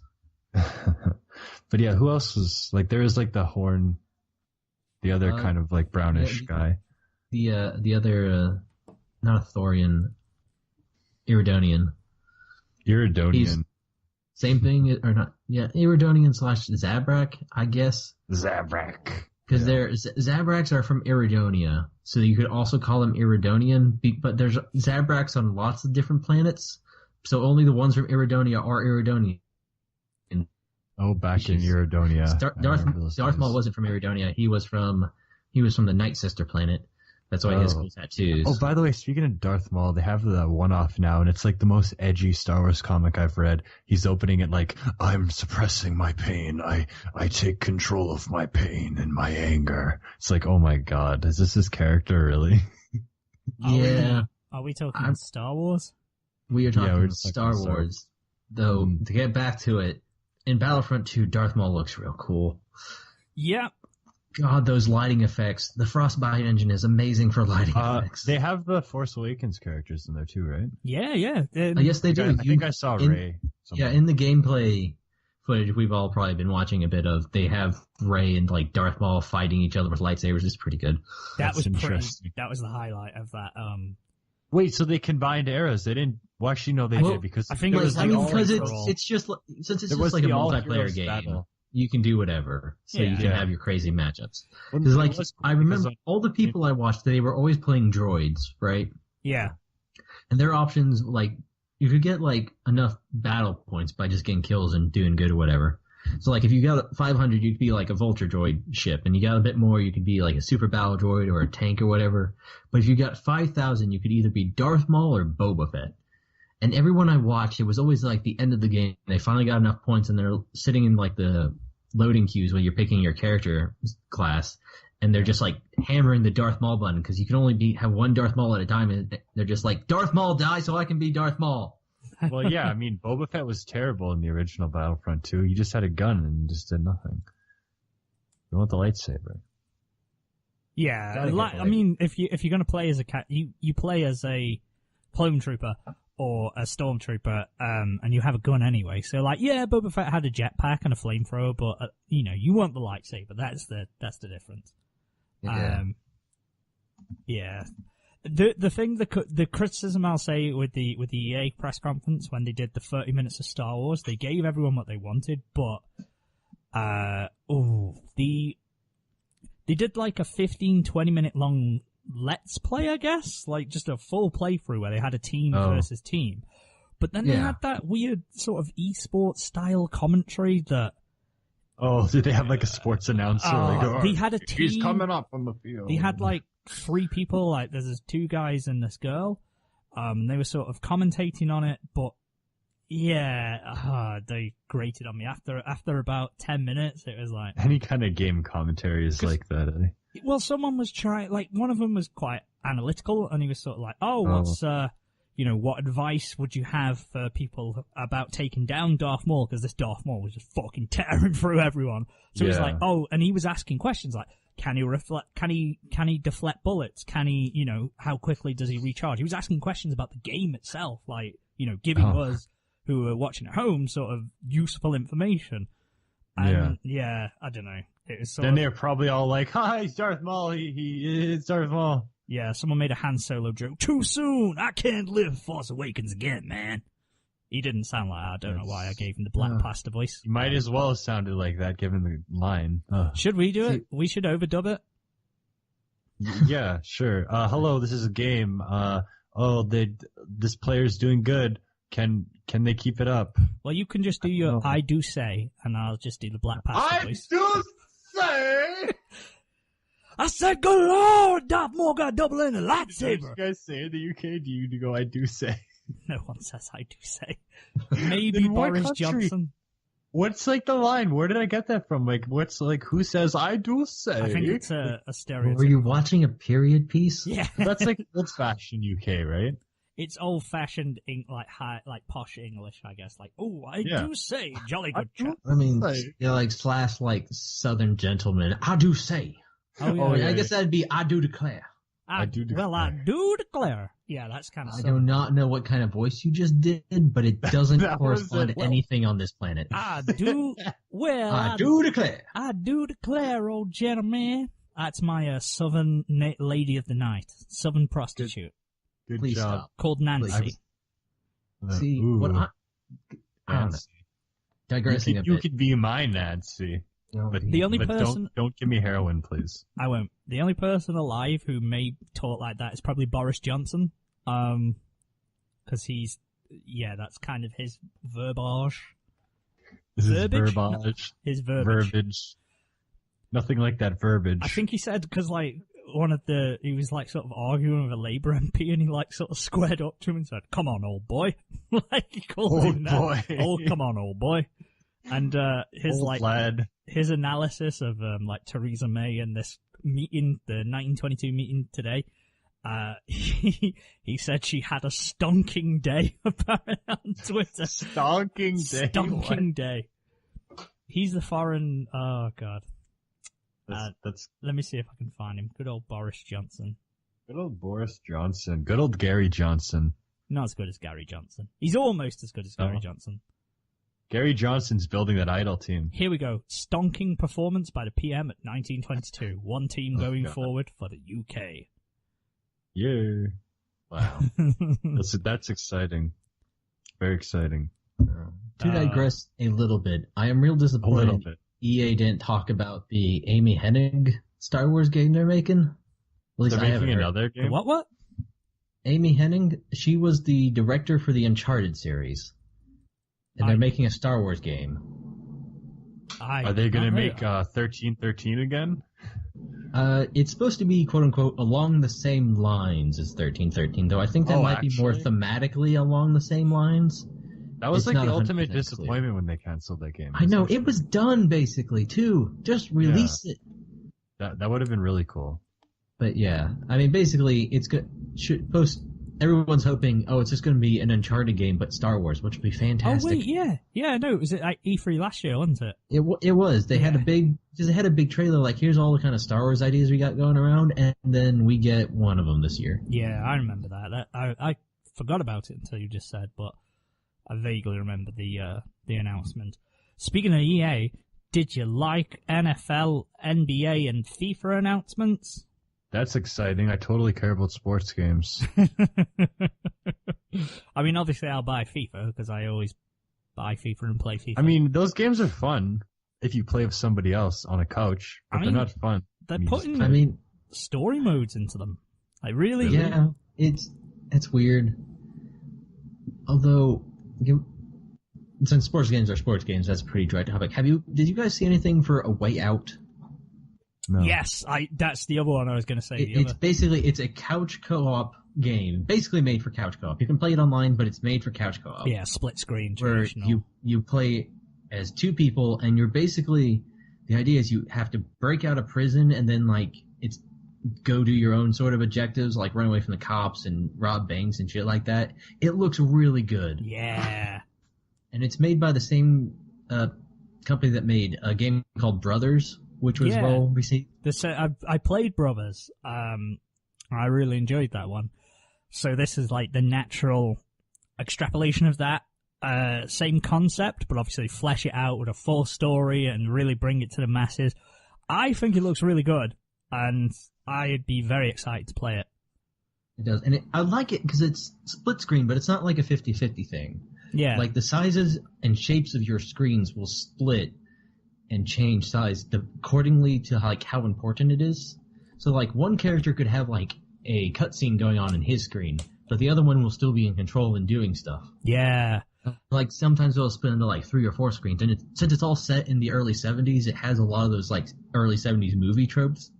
You know how you might see that happen in those movies? Yeah. You know, you were hiding in the wash basket and that kind of thing. There's and the versatility in dealing with scenarios, like different ways. Like one can take the lead on a certain thing if it comes to like bribing a police officer they showed, or the other one just punch them in the face. Like, I kind of like that. Mm-hmm. It'd be an I can't wait for that game. It's one that I'm definitely going to get. Yeah, that looks really fun to play. Yeah. Hey. Hey. Hey. What's up? That didn't sound exciting. That was the orange gene, but it didn't sound exciting when I opened it. We opened an orange gene. Gene, calm down. I was opening an orange gene, but it didn't sound exciting. Stop being so excited, orange Gene. Stop being so orange, you offenders. Stupid orange Gene, I swear to God. Fucking I hate bigot. One of these days, Orangine. One of these days. You are a cancer to society, and you need to stop being so orange and stop being so flamboyant. Who do you think you are? You are not big. You're not clever. Dude, you're taking it a little far. Orangine discrimination is a serious problem in our country. Hold on, I just thought about something. What about the pop? What do you call like the kind of like lid? You call the top part the tab, but like the part that opens. Are you okay? Right? No, the part that opens on a can, right? It goes into the drink. Still part of the tab. What if there's like poison on the tab and you like put poison in the drink? In your jigsaw. What are you talking about? What if somebody shit on top of the can? Right, hey guys, do you want to play a game? You'd be dipping the shit. When you open it, you'd be dipping the shit into the can. Okay. What's wrong with you? A lot of things, apparently. Yeah. Okay, that was E3. Obviously, the Sony one's going to happen in 15 minutes. We'll have more on that next week and obviously a bit more anime as well, of course. Next week. But we're going to end this episode because we've been going about an hour or so. I don't know how long we've been going. With a game. We're going to trial this game, see how it works. This is called, in my country, it's called Family Fortunes. In your country, it's called Family Feud. Family Feud! We're calling it Anime... Wait, you call it Family Fortunes? Yeah, Anime Feud. Anime Feud. Okay, here's how this is going to work. You are both going to take it in turns to answer a question. Here's how it works. This is the Goldman. I'm the Goldman family, obviously. You can be the Goldman family. You got the Coryn family right there. So, hello, welcome to Google Feud. We're playing Anime Google Feud right now. So, this is how the game works. I'm going to give you a sentence, not a complete one. It'll just be a half-finished sentence, and I'm going to take the top I know it's normally top 5, but it's only giving me 4 whenever I look on Google. The top 4 recommendations to complete it. So the auto-complete is what we're looking for. I'm not telling you which Google I used, because obviously one of us is in Canada, one of us is in America, one of us is in the UK. Please don't cheat, guys. That's, you know, against the spirit of the game. Yeah, man. You know, so we'll take it in turns. You'll get 1 point for the 4th place, 2 points for free, 3 points for the 2nd place, and 4 points for the top answer. Like the number 1, if you can do it, okay? Wait, we need a theme song. Okay. Perfect. There we go. Perfect. A little jingle there. Google Feud, can you answer these questions? Hey everybody, I am Perry Dinglesnatch, and I'm here today to present a round of Google Feud. Today we've got the Goldman family. Hello, Goldmans. That's where you say hi. He said hi. And hello, Coryn family. Coryn's just on his own. He's not got a family. I've said the rules. So we're going to take it in turns. In fact, I don't know, I can't decide who's going to go first. Which one of you wants to volunteer to go first? Well, how about you flip a coin and we'll call it. Okay. Heads or tails? Heads. I'll take heads. Okay, I'll take tails then. I'll take tails, he'll take heads. It was heads. The Goldmans are up. The Goldmans are up. Okay, Goldmans are first. Okay, Barry Goldman, your question, guys. You're going to take it in turns, or should we do the traditional Family Feud rules where you have like 3 chances and then you pass it over to the other team? I think 3 chances. Yeah, do that. Yeah. Okay, Barry Goldman, you're up first. This is your question. My waifu is. Okay, so with this, I entered in my waifu is into Google. Hatsune Miku. My waifu is Hatsune Miku. Is it on the board? Google says. Oh, too old-fashioned. Not on there. Should I give any clues or? Well, no, they don't go. do that in Family Feud. Okay. Straight, play the rules straight. Okay. Yeah. Hatsune Miku is way off. Second chance. Okay, now you're going to my son, Larry Goldman. Okay, Larry. Barry fails. Okay. Larry Goldman. Gee whiz, mister. What the shit? My waifu is probably freaking. Oh my god! Actually, that. Can I give you a clue? No clues. Don't give me a clue. Probably like Rem. Oh. Okay, now we're going to Loretta Goldman, my wife. Okay, saying character names is not going to get you anywhere. I'm just going to say. We're going down the family. Okay, Loretta. Okay, Last chance, otherwise the Coryn family will steal. I don't know, Hestia. I'm not going to get this. I just said character names are not the way to go. Oh, yeah. There are no character names. What do you mean there's no character names? It doesn't make any sense. It's not for the most popular waifus, then. My waifu is, and it completes the sentence, but not with a character. Confusing. Okay, well, I guess we're going over to the Coryn family. We're on to the Coryn family. Patriarch of the Coryn family. Coryn Sken. Coryn. We're going to be the Sken family. Listen, the Sken family. We're going to Coryn first. Hello, welcome to the show, Coryn. My waifu is Chance to Steal. If you can guess anything on the board, you will take home some points. Whatever. My waifu is. My waifu is the best. My waifu is the best. Is that on the board? Oh, no. No. Now you gotta tell us what they are. They are. Okay, in reverse order. Number 4, most popular answer. My waifu is real. Oh. Number 3, Okay. My waifu is dead. kind of morbid. Number 2, my waifu is my laifu. God, I should have guessed that. And number 1, my waifu is coming to life. Oh. Okay. Okay, so 3 or 4 things were said by a crazy person. Yes.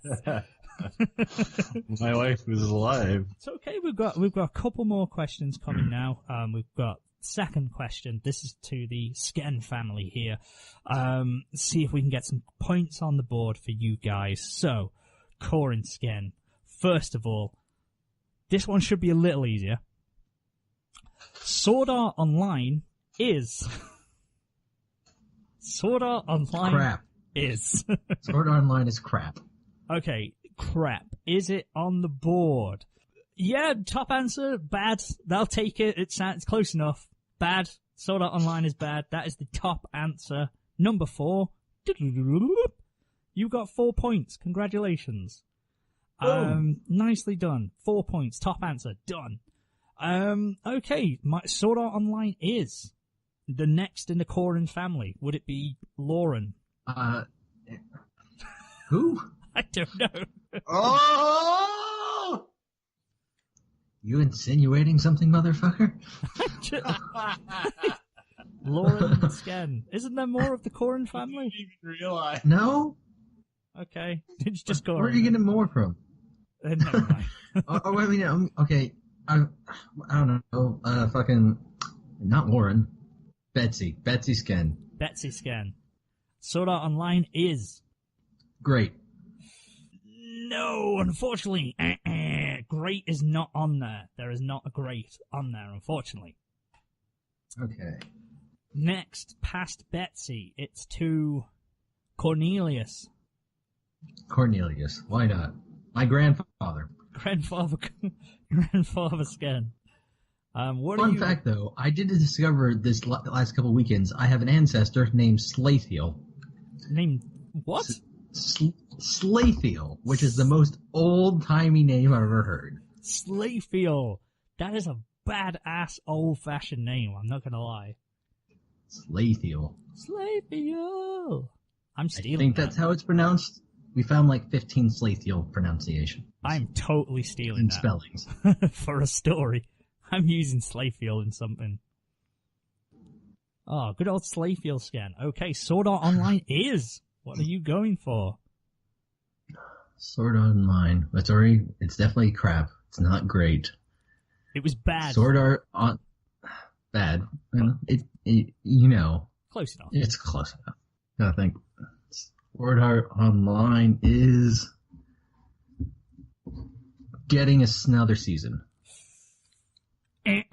It's not on there, unfortunately. Sword Art Online is not getting another season. Well, it might be. It probably is. Thank God. It probably is going to, but at the moment, it's not on the board. Unfortunately, people are not searching that. Okay, still 3 options on the board. Final chance before we pass over to the Barry Goldman family. Sword Art Online is overrated.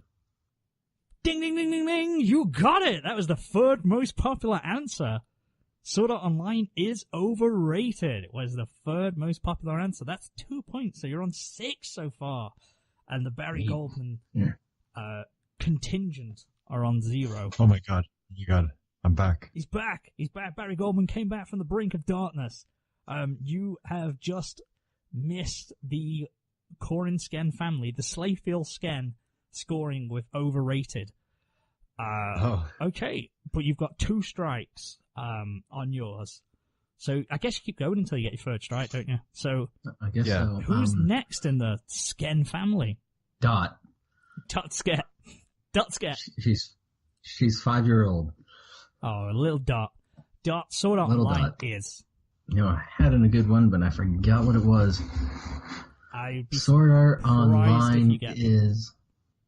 Sword Art Online is on Cartoon Network ? That is not on the board, unfortunately. The Coryn Sken family, you have 6 points. However, we're going to pass across to the Barry Goldman family. I do apologize. Your chance to steal, Goldman family. Bad and overrated have been taken. Good and on Cartoon Network have also been tried, but however... Then I'm going to steal that and go with on Crunchyroll. Okay. Sword Art Online is on Crunchyroll. Is it on there for the steal? It is not, unfortunately. Our answers. Bad was number 1. The second most popular answer was the smartest anime. Who the fuck? Who would Google that? Don't know. People in England. This is from .co.uk. Oh Third, God. shit, I shouldn't have told you because now you'll know where they all come I'm from. not gonna look it up. Yeah, never I mind. know you can switch it if you want to, anyways. The third one was overrated, and finally the fourth one was the Sword Art Online is cancer. So, there we go. You know, they're not wrong. Back to the Goldman family. Okay, Okay, this is Grandma Goldman. Grandma Goldman. We've got a special one for you. Okay. This could be easy. This could not be. An anime featuring is yours. An anime featuring. Oh shit. Featuring tentacles. An anime featuring tentacles. Let's see if it comes up on the board. Oh, unfortunately, no tentacles on the board there. Anime featuring tentacles is not on there. I will say they are, to point you in the right direction, anything that's dirty or lewd in English doesn't come up on suggestions. Okay. Because I tried it and it really didn't come up with anything when I was typing in hentai and all that. Nothing came up. So, these, unless it's a Japanese term, it won't come up, basically. Gotcha. Is what I'm saying. So an anime featuring Grandma, that wasn't, I was going to say that wasn't funny. That wasn't funny, Grandma Goldman. Whoa, Calm the fuck I'm down. sorry. I'll make you cookies. Oh, that's God, I want to see a Family Feud episode where an old lady goes up. Is it the tentacle porn? Yeah. Is that tentacle porn? It's not funny, Grandma. It's not funny, Grandma. Anime's much more than just tentacles and schoolgirls, okay? Yeah.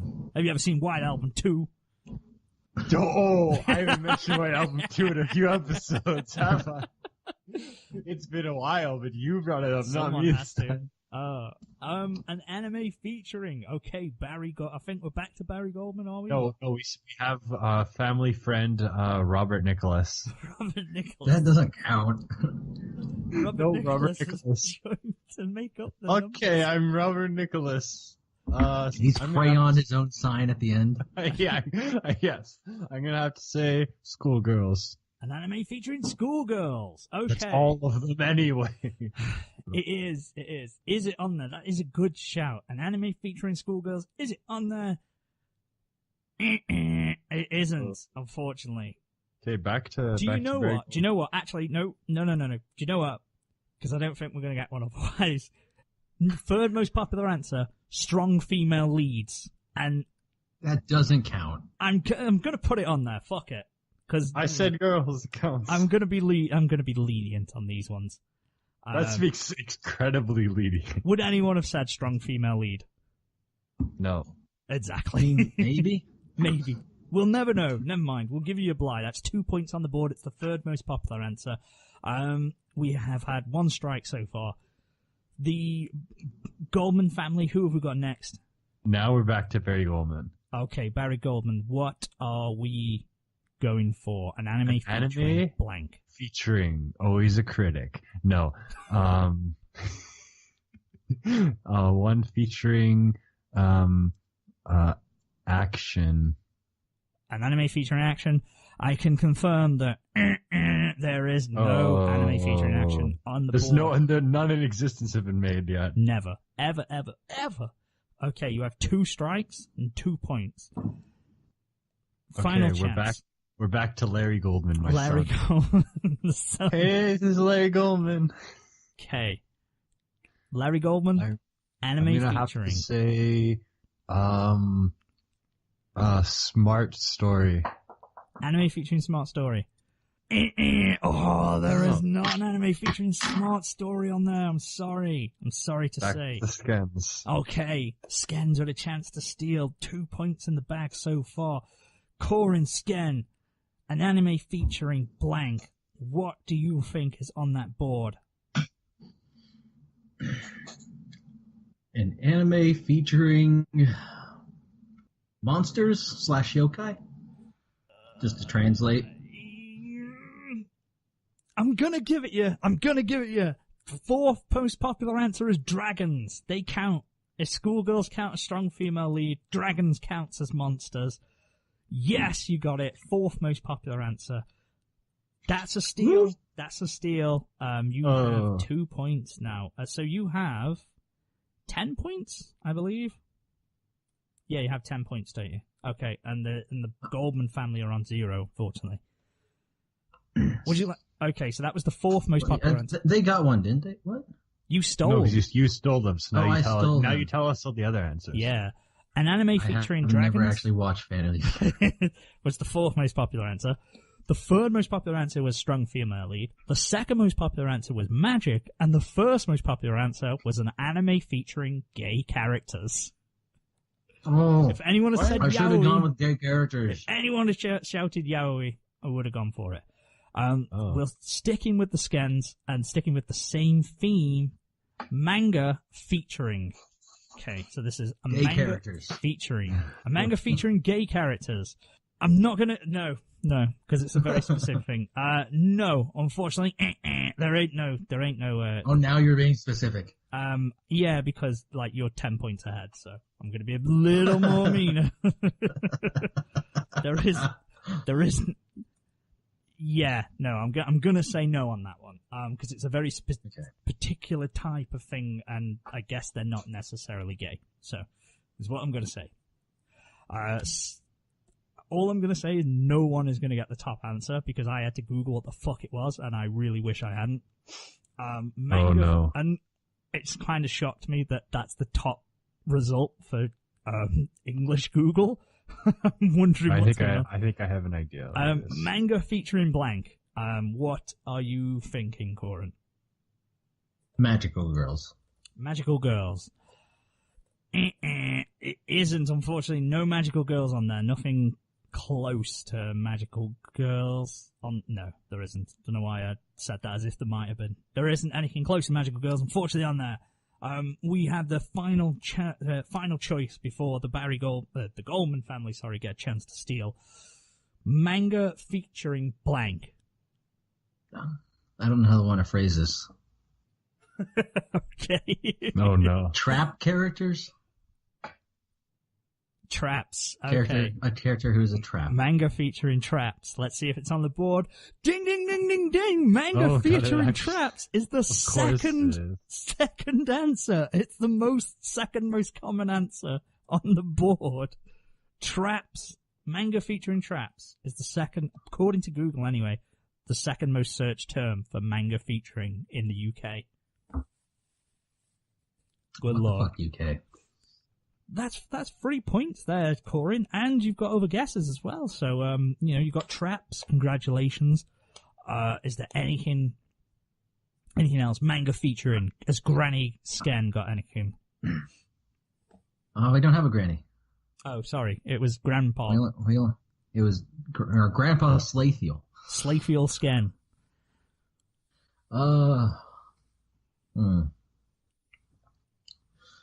Manga featuring swords. Manga featuring swords. Let's see if that comes up. Manga featuring swords. Is that going to come up?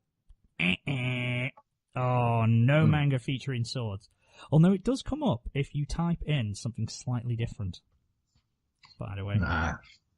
If you put manga with, it comes up, manga with swords. Well, manga with big. I feel like featuring is a more elevated word for people searching for manga. Yeah. Manga with big was one of the ones I was doing. And it had big sword on it. And big girl. Which made me laugh. We'll go over to the Goldmans now. Chance to steal for the Goldmans. Okay, this is Loretta Goldman, and I'm gonna have to say NTR. NTR. What's NTR again? It's just NTR. NTR. I can confirm that there is no NTR on that. Unfortunately, the points are safe with the skens. They have 3 points, another 3 points, so they are now on 13 points. The Barry Goldman family are unfortunately on 0. The answers were manga featuring twins was the fourth most popular answer. The third most popular answer was India. What? I don't know. The second most popular was Traps, and the first most popular, perhaps most disturbingly, was Omorashi, which I had to Google. And does anyone know what Omorashi is? Is it forced marriage? Nope. It is the fetish of pant wetting. I see. Because I did the same Google here in America, out of curiosity, once we took over to the Berry family. And our top results are reverse harem, forced marriage, vampires, and twins. Really? Twins is on there. It's really weird that it changes from like .co.uk and thingy, but yeah. Omorashi, which is... Whoa! It's this kind of thing. Yeah, the pant wetting. Oh. Kind of weird, that one. Okay. Oh. We have this just gets worse the more I read it. We have a final one. Stop reading Should it. we do it? Should we? I don't know if we should do it. Shall we just call it that one? Call it that. Okay, actually, here's one. I'll just do a final one. Does anime... This is open to both of you, just for fun. The skins of one. Does anime... What? Does anime blank? Suck. We Oh both my said. god! That was a simultaneous answer. No, suck isn't on there. Can we just tell you the answers? Yeah. Please tell us. Does anime, fourth most popular one, have to be Japanese? Makes sense, that Oh. does. Does anime have to be Japanese? Number 3, does anime make you smarter? I can see teenagers doing that. Number 2, does anime have an accent? That doesn't even make sense. That makes total sense. And finally, most commonly, does anime cause autism? Yes, it does. Does anime cause autism? That's good. Episode title right there. The real questions of life. I just want to know why people... I don't know. What goes through people's brains and who are these people? Because, I mean, I'm no expert on Google, but as far as I'm aware, isn't it... It goes off the most popular answers. So there must be a consortium of people of Googling, does anime cause autism?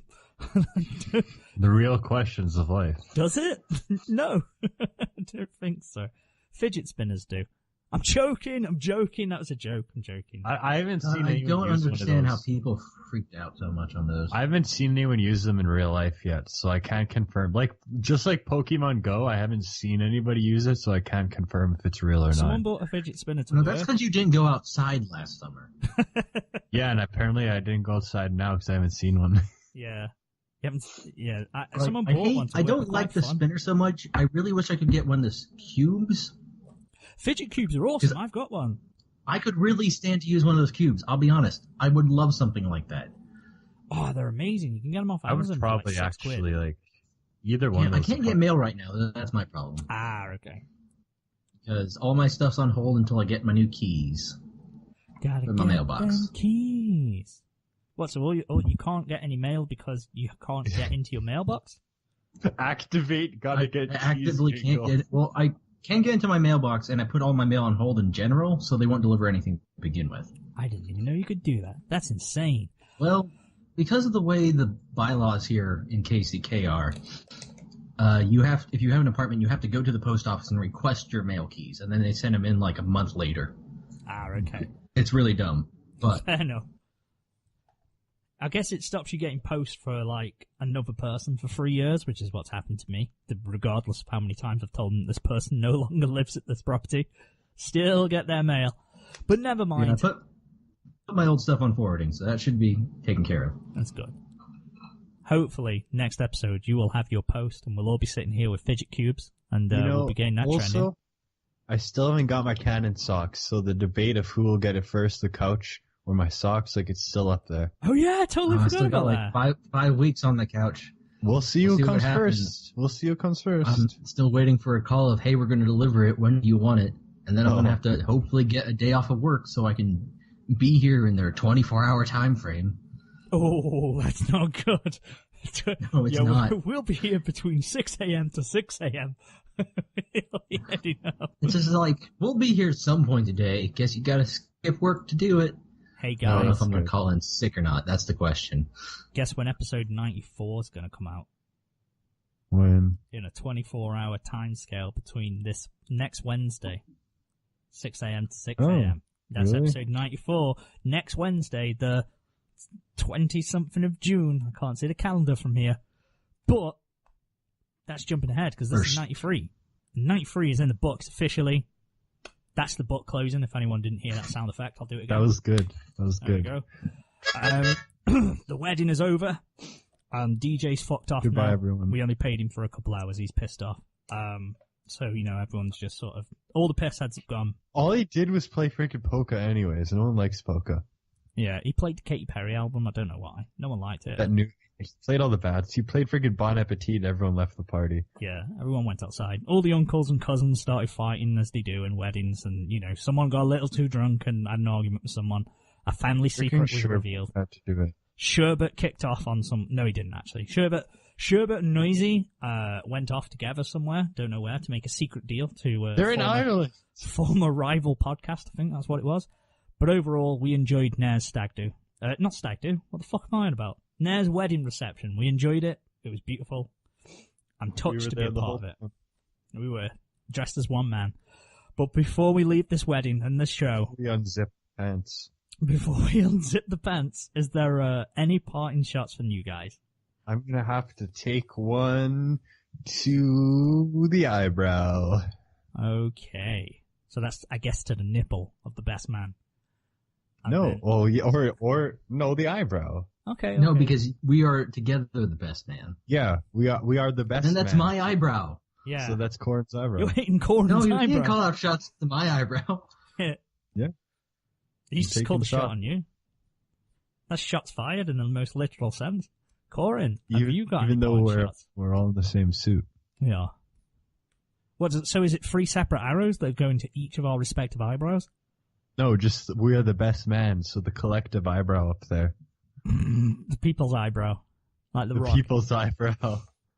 Anything else from yourself, Coryn, or shall we just play the Jewish wedding song and leave in a horrendously stereotypical fashion?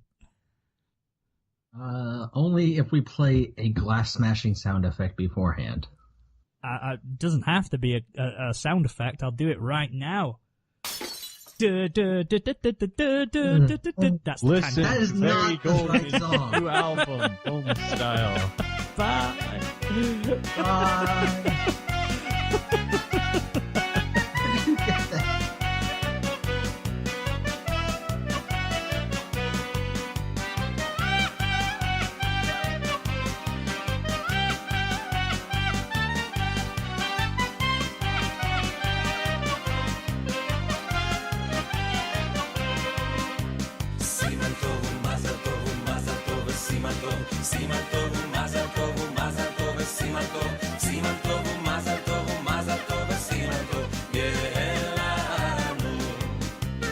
Yeah.